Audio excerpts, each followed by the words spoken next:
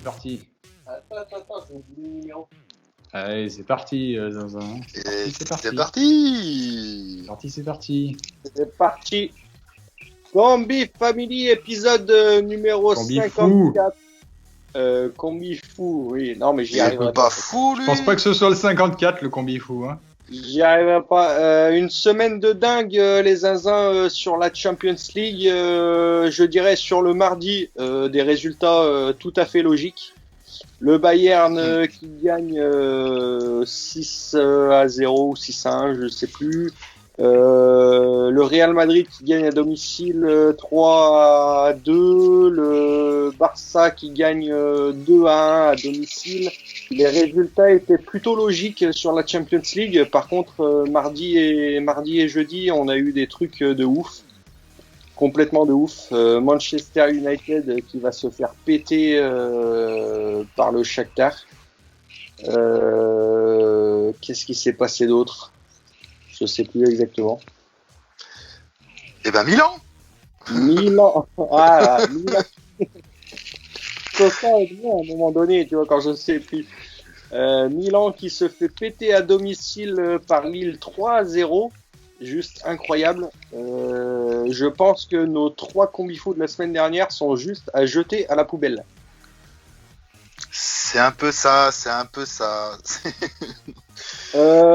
Porto-Marseille. Porto qui gagne 3-0 à Marseille. Marseille qui manque un penalty. Payet, Dimitri Payet, le plus gros salaire de Marseille qui manque le penalty.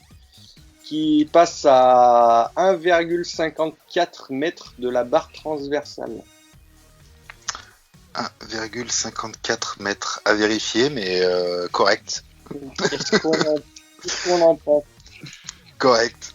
Non, je dis ça parce que 11 avait joué le match double but, but pour Porto, but pour Marseille, et penalty pour Marseille, et Payet, l'un des meilleurs tireurs de coups francs et de penalty, manque son penalty. Bon. Fidèle à lui-même, j'ai envie de dire, depuis quelques mois. Exactement. C'est un peu tout ce que toute la planète sport dit sur tous les médias. Payet est à l'image de Marseille en grand doute. Marseille, une équipe en grand doute. Mais par contre, qui fait de très bons résultats en Ligue 1, c'est ça qui est incompréhensible, c'est que c'est une équipe qui est en grand doute et qui fait de bons résultats en Ligue 1. Donc, c'est douteux. C'est douteux, exactement. Il y a des par-dessous là-dessous. Sinon, moi, ça va bien, ouais, ça va pas mal, là, putain, depuis la semaine dernière, là, putain. Je vais pas mal du tout. T'as récupéré ? T'as qu'à shooter un peu ? Non, j'ai pas pu, là. Non, t'as pas... Merde. Il doit pas rester grand-chose, alors.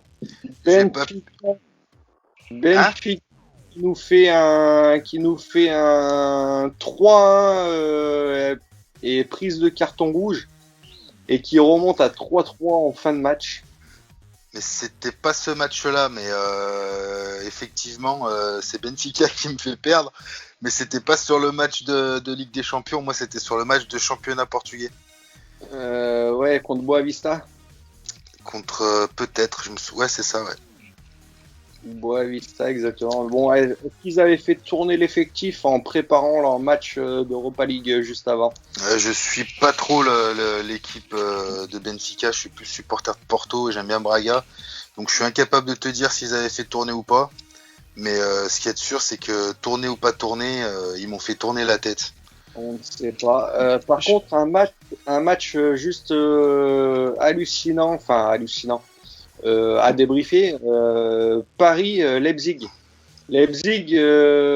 Paris qui se déplaçait à Leipzig. Paris qui a tenu 30 minutes de match en début de première mi-temps juste incroyable avec un effectif complètement réduit où ils ont failli mener 3-0 à la mi-temps avec un premier but de Di Maria.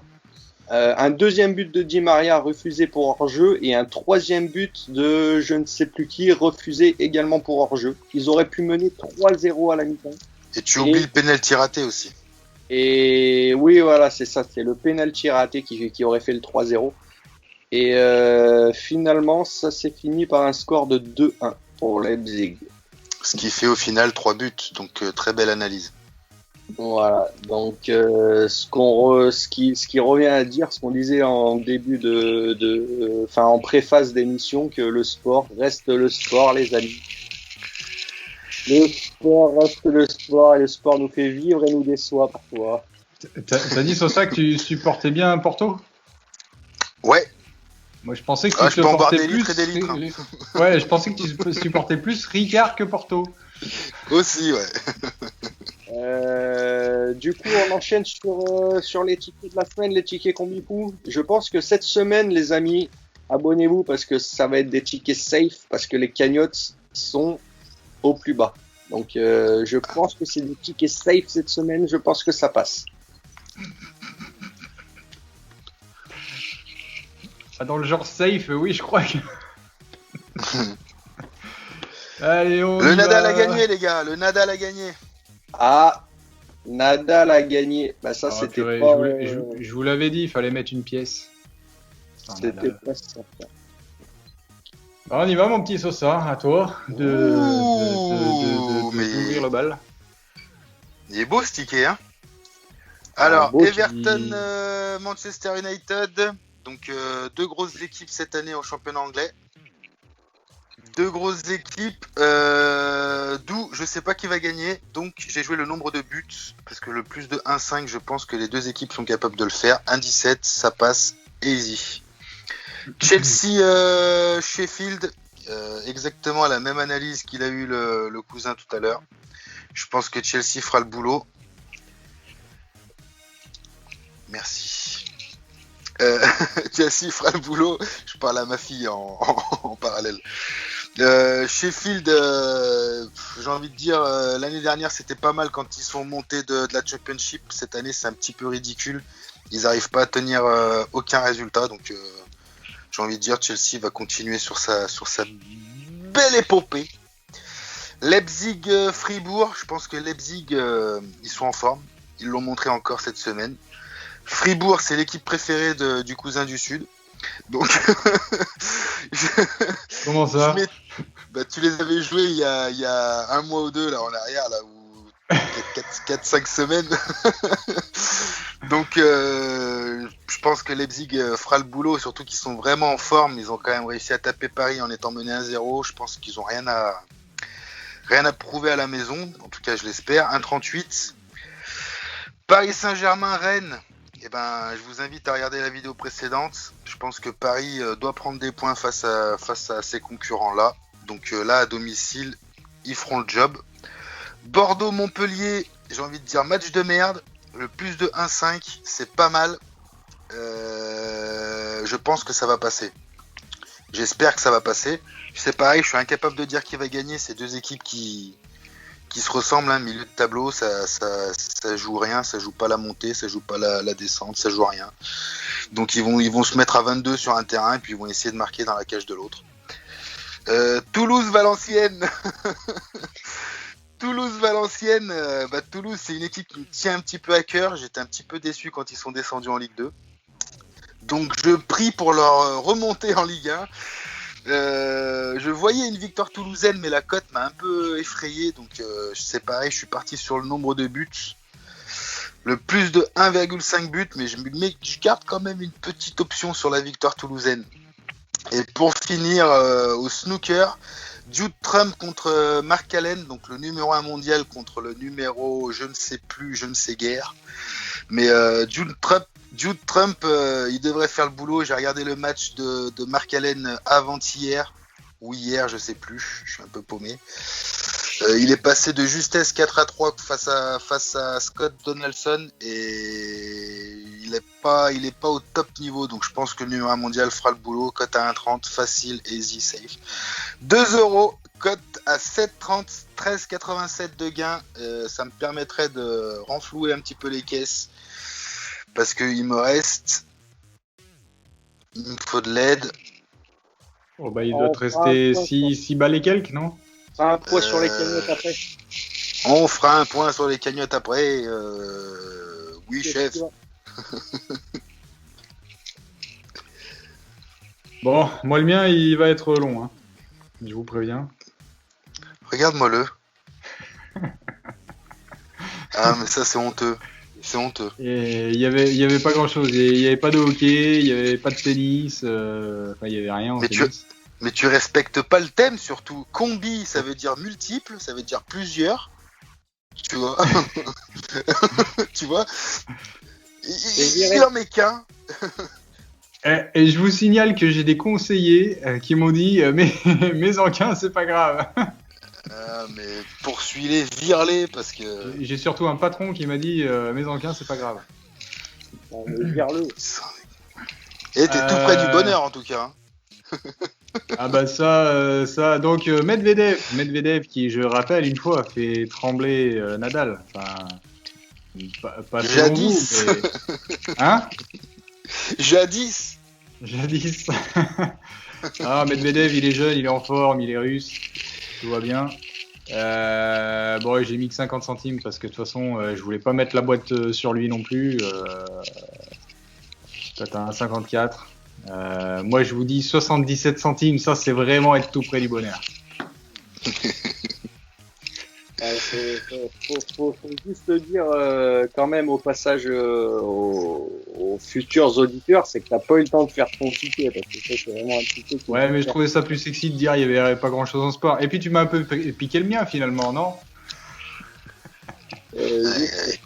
Combi fiotte. Alors, Chelsea, Sheffield United. Chelsea à la maison, Chelsea qui vient de. Pour ceux qui n'auraient pas écouté. Chelsea qui vient de prendre 3 points en Champions League contre Lille. Chelsea qui a démontré encore une fois que cette année ils étaient très costauds. Malgré quand même, il me semble, 2 pénaltys contre Lille. Il serait pas en train de bouffer le perso ça là? Chelsea nous a montré une équipe très costaud cette année. J'entends du bruit. Contre le dernier du classement, je vais pas refaire la même analyse que sur la vidéo précédente. Tout à fait, mais bon, ça nous permettait de discuter pour l'instant. FC Barcelone, Betis Séville. FC Barcelone, Betis Séville. Barcelone, j'avais dit sur la précédente vidéo que j'arrêtais de les jouer. Malheureusement, ça reste le Barça, pardon, et qui a fait 2-1 en Champions League. Et là, je joue vraiment la statistique. Barcelone en Liga ne peut pas faire 2 matchs nuls ou 2 matchs sans victoire d'affilée, en sachant qu'ils sont 15e du classement. Par contre, le Betis Séville est une grosse équipe. Statistiquement, c'est impossible pour eux que le Barça reste 15e ou 14e du classement. Donc, je joue la cote et je joue la statistique. Tu tiens pas tes promesses. Je tiens pas mes promesses. Il y a des grésillements dans ton micro. Dans mon micro? Bah, je pense. Ou alors c'est le zinzin qui est encore en train de se masser la fesse. Moi, j'ai l'impression qu'on est vite accusé là dans cette émission. Pendant qu'il fait son analyse, je trouve ça étrange. On est vite accusé. Ah non, j'entends c'est Sosa là qui fait du bruit là. Mais je fais rien du tout. Bah, il y a des bruits de frottement dans le micro. Voilà. Bah, je peux vous dire que celle-là, si on arrive à faire 5 vues, on sera pas mal. Allez, vas-y, on voit la suite. FC Séville, Osasuna. Séville qui nous a démontré un beau match en Champions League contre le FC Krasnodar qui perdait 2-0, je crois, et qui sont remontés à 3-2 ou un truc comme ça. Séville qui a encore de quoi envoyer sous le pied contre Osasuna par la suite. Je pense qu'il y aura pas de souci sur ce match-là. En général, les équipes qui sortent d'un match de Champions League, les mecs ils sont assez vénères. C'est soit ils sont perdus et ils sont vénères, soit ils ont gagné et ils sont quand même vénères parce que les matchs de Champions League sont vachement plus rigoureux que les matchs de championnat. Donc logiquement, victoire de Séville, belle cote. Brest-Lille. Brest-Lille, et ben même analyse que le match suivant. Lille qui vient de se faire péter 3-0 contre Chelsea. Non. Non. Avec Cannes. Lille qui vient de péter le Milan AC 3-0. Je pense que ça les a encore plus confortés dans leur place de grande équipe française, puisque Lille a été premier du classement il n'y a pas si longtemps que ça, et là ils sont deuxième du classement. Ils font un déplacement certes à Brest qui est une petite équipe, mais je pense qu'ils vont vouloir aller chercher les 3 points pour tenir le challenge avec Paris. Donc victoire de Lille s'ils ont envie. Si Dieu veut.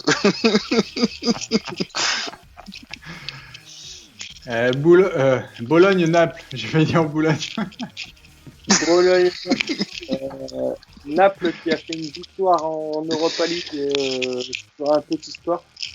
Cela dit, Naples, ça reste une équipe quand même assez costaud dans Serie A aussi. Statistiquement, ils n'ont pas eu de très bons résultats là en début de saison, mais par contre, on sait qu'ils vont finir dans les 5 premiers. Donc statistiquement, ils doivent gagner ce match. Je pense que dans les pâtes, il faut pas confondre la sauce bolognaise et la sauce boulognaise, hein, à mon avis. C'est un conseil, hein, ça doit rien avoir à voir. Milan AC contre Hellas Vérone. Milan AC qui vient de se prendre une déculottée Lille d'ailleurs. Voilà, le cas qui reviennent à la maison et qui sont qui étaient déjà à la maison mais qui sont vénères de leur défaite. Je pense qu'ils vont passer leur nerf là sur ce match de Serie A avec un Ibrahimovic très en forme en ce moment mais qui n'a rien démontré en Champions League, donc je pense qu'il va pas se finir sur ce match-là. Victoire facile à la maison. Lazio-Juventus. Lazio-Juventus, et ben Juventus, la Juventus complètement retransformée depuis le retour de Cristiano Ronaldo. El Patron. Hein? El Patron. El Patron, exactement, El Patron. Rien à dire sur ce match-là, surtout qu'ils ont fait un match nul en Serie A juste avant la Champions League. Match nul ou match perdu, Match pourri. Oui, exactement. On sait que la Juventus finira dans les 2 premiers, donc statistiquement, ils gagnent ce match aussi.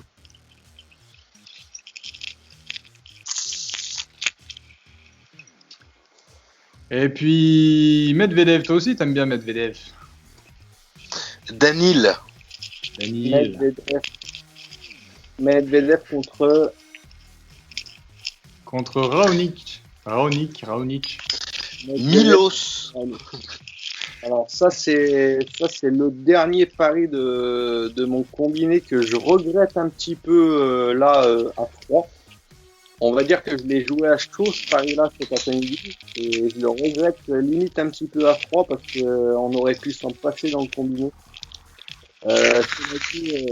Cela dit, Raonic a fait un match assez compliqué cet après-midi contre Hugo Humbert. Il a gagné 2-1.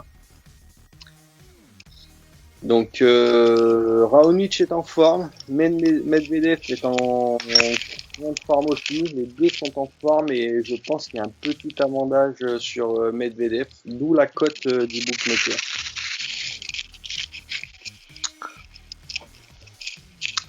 Je suis alright. Bon, ce qui te fait une cote de 47,06 pour ta mise de 4 balles, 228. Voilà, je risque fortement de cash-outer les amis si j'arrive à 60 ou 70 balles sur ce ticket. Je pense cash-outer à ce moment-là. Commence pas, on va se fâcher. Non, c'est pas chier. Sosa, je suis sûr que c'est ta barbe qui nous fait chier depuis tout à l'heure, qui frotte contre le micro. C'est tellement ça, mais- Ouais. Bon, et ben, j'ai envie de dire 3 bons tickets cette semaine. Il y en a forcément un des 3 qui passe cette semaine, je pense. Voilà, Ça sera sûrement le mien. jouez le mien. 7 €, mais 7 € sûr. Ils sont prétentieux. Ils sont prétentieux. Bon, et ben, j'ai envie de dire bonne chance et bon pari, et puis à la semaine prochaine. Et si Et- par hasard, j'aurais dû le dire en début d'émission, mais si par hasard vous passez sur cette émission, soit vous vous abonnez, soit vous mettez un pouce, soit vous ne le faites pas, mais au minimum, les gars, dites-nous en commentaire pourquoi vous ne le faites pas. Au minimum. Au minimum. C'est juste qu'ils sont pas passés en fait. C'est sympa. Allez, à la Allez, semaine. bienvenue dans la famille et bonne chance et bon combifou. Ciao. Et bisous, hein. Et la bonne fin de journée.